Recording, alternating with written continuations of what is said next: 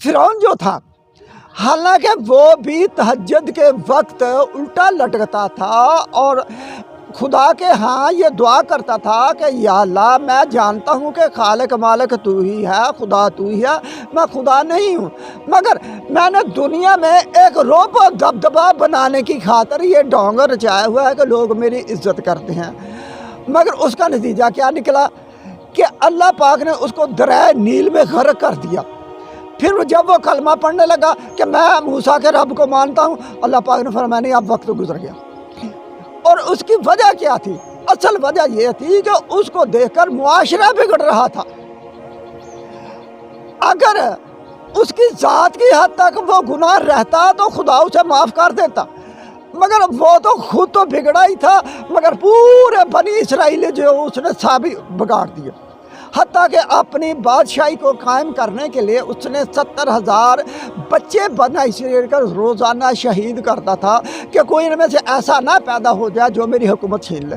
मगर हुकूमत तो फिर भी छीन गई कि अफजल हुक्म खुदा का, और खुदा के जिसको खुदा ने फरमा दिया कि इनकी इत्बा करो। अच्छा, आगे आगे तौहीद अब दो किस्म की है, एक शैतानी है, एक रहमानी है।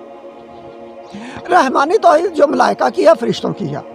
यानी जब अल्लाह पाक ने हज़रत आदम अलैहिस्सलाम से को सजदे के लिए सबको कहा, इब्लीस जो है ये मुंह मोड़कर कमर करके दूसरी तरफ खड़ा हो गया और फरिश्तों ने सजदा कर दिया। अब अल्लाह पाक ने सवाल किया कि ऐ अज़ील, तूने सजदा क्यों ना किया? तुझे किस बात ने रोका कि तूने सजदा नहीं किया?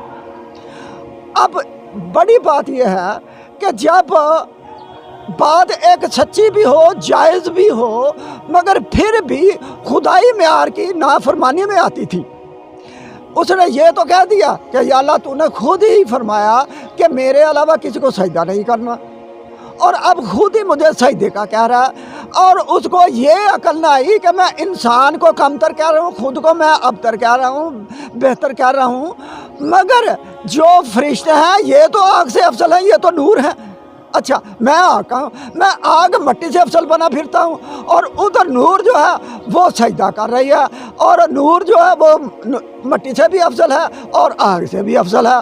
अच्छा, चाहिए तो ये था कि वो फरिश्तों की तकलीद करता और सजदा कर देता, मगर हुआ ये कि उसने बहस कर दी। अब तौहीद दो किस्म की ऐसी हो गई, एक तौहीद यह है कि सिर्फ तुझे मानना है, जो शैतान ने कहा तुझे मानूंगा, तू चाहे जितने मर्जी सजदे करवा ले, मगर इस आदम को एक भी नहीं करूँगा। अच्छा, एक तो ये होगा। दूसरी तौहीद है खुदा की, फरिश्तों की, कि या अल्लाह, तूने ही कहा था कि सजदा ना करना, हमने नहीं किया, अब तूने ही कह दिया आदम को सजदा कर दे, लिहाजा हम तुझे ही सजदा कर रहे हैं, हुक्म तेरा है, तेरे ही वजह से सजदा कर रहे हैं। और वो रहमतुल्लिल आलमीन बन गए। इधर बहस करने वाला जो था, तकरार करने वाला, तकबर करने वाला, ये लईन बन गया। इसी तरह सबसे अफसल हुक्म जो खुदा का और खुदा के बंदों का, वातिउल्लाह वातिउर रसूल, और इस्लाम में पूरे दावत जुज़वी नहीं कहा गया कि जुज़वी पूरे नहीं, बल्कि ये कहा गया इस्लाम में पूरे दाखिल हो जाए कि तुम्हारा शुरू से ले जन्म से लेकर वफात तक तुम्हारी हर मसरूफियत जो है खुदा रसूल के ताबे हो। अच्छा, जब ये होगी तो फिर क्या होगा कि खुदा अनहमता अलैहिम के लोगों में शुमार कर लेगा।